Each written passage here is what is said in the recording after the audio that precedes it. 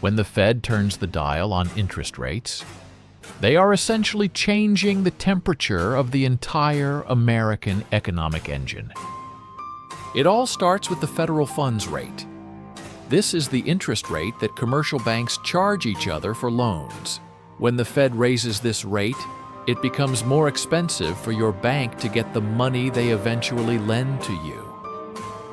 Like a stone dropped in a pond, this one decision creates ripples that move through every corner of the financial market. Inside the FOMC meeting room, 12 officials sit around a massive mahogany table, analyzing thousands of pages of complex economic data. Their primary mission is the dual mandate, keeping prices stable while making sure as many people as possible have jobs. Right now, their biggest enemy is inflation. When prices for groceries and rent rise too fast, the economy starts to overheat. To stop this, the Fed drops a heavy anchor. By raising rates, they intentionally make it harder for people to borrow money. Federal Reserve, the price of money. Think of it like a high-speed train. If it goes too fast, it might derail. The Fed applies the brakes to slow it. Their ultimate goal is a 2% inflation target. It's the sweet spot where the economy grows without burning out too quickly. When money becomes expensive, people stop buying things they don't need. That new car or that kitchen remodel gets put on hold. As demand for goods and services drops, businesses are forced to stop raising their prices, and inflation finally begins to cool. But this cooling process is painful. For a small coffee shop owner, it means the loan to buy a new roaster is denied. The vault doors aren't closed, but the entrance fee has doubled. This is the reality of a tight monetary policy in action. On a digital map of the country, you can almost see the spending slowing down as cities react to the higher costs. In the real estate market, the impact is immediate. A sold sign is replaced by price reduced as buyers disappear overnight. Credit cards, which most Americans rely on, suddenly carry much higher monthly interest charges, making debt a very dangerous weight. Families sit at kitchen tables, counting their cash, and realizing that their purchasing power has been significantly reduced by these shifts. It's a delicate balancing act. On one side is the value of your dollar, and on the other is the cost of living. Look at Wall Street. Investors react to Fed news in milliseconds. A single word from the chairman can trigger a massive sell-off. When rates go up, stocks often go down. When the Fed turns the dial on interest rates, they are essentially changing the temperature of the entire American economic engine. Outside, the neighborhood looks the same, but beneath the surface, the very foundation of the American dream is shifting beneath us. Most people think money is just a tool for trade, but money itself is a commodity that is bought and sold daily. You scroll through the digital statement, double-checking the math, but the numbers don't lie. Everything is getting more expensive today. They don't print your paycheck, but they decide how much that paycheck is worth and how far it will actually go. You scroll through the digital statement, double-checking the math, but the numbers don't lie. Everything is getting more expensive today. Imagine banks as giant reservoirs of cash. At the end of every day, they need to maintain a certain level of water. If one bank is low, it borrows from another. The Fed sets the price for this urgent, overnight exchange of billions. It all starts with the federal funds rate. This is the interest rate that commercial banks charge each other for loans. Why?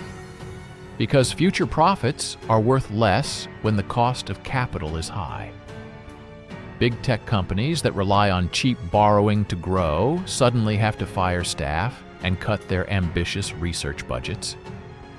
Manufacturing plants slow their assembly lines. If nobody is buying new cars, there's no reason to keep the machines running 24/7. But there is a flip side. A high interest rate makes the US dollar much stronger compared to other foreign currencies. Global investors want to hold dollars because they offer a higher return. The dollar becomes a global shield for wealth and stability. For Americans traveling abroad, their money goes further. A vacation in Europe or Japan suddenly feels much more affordable than before. However, for American companies selling products to the world, a strong dollar makes their goods too expensive for foreign buyers. Back home, the job market starts to shift.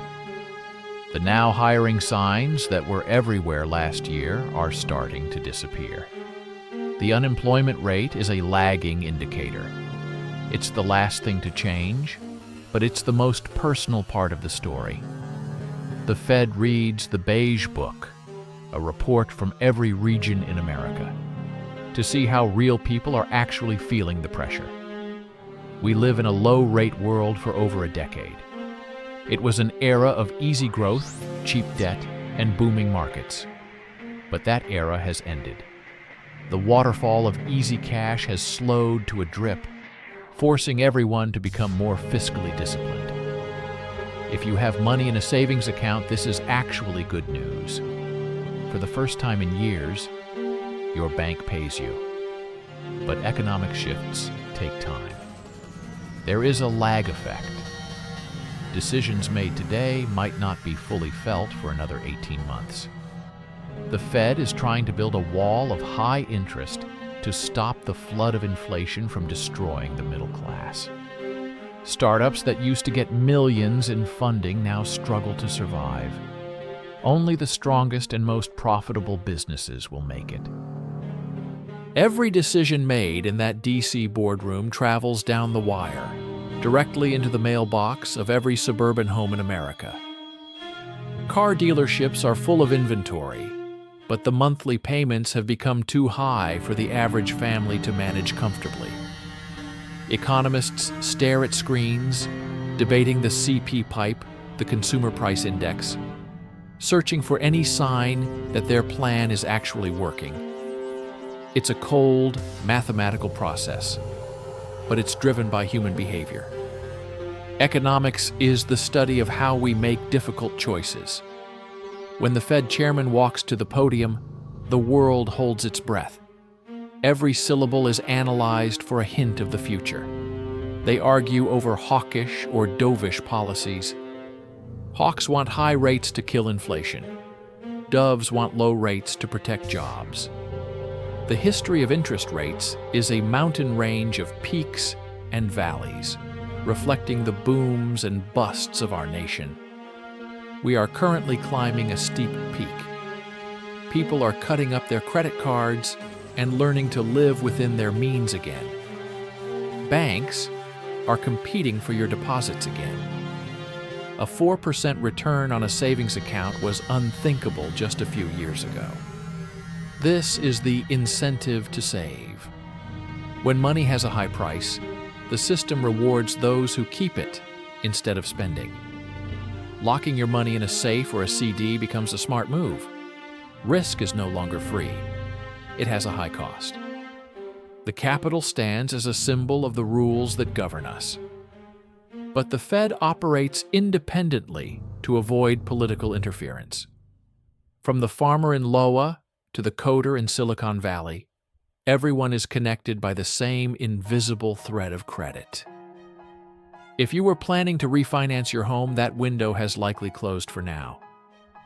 Patience has become the new financial strategy. Inflation is like a dragon. It's easy to wake up, but incredibly difficult and painful to put back to sleep once it's out. When the gavel hits the table, the Fed has spoken,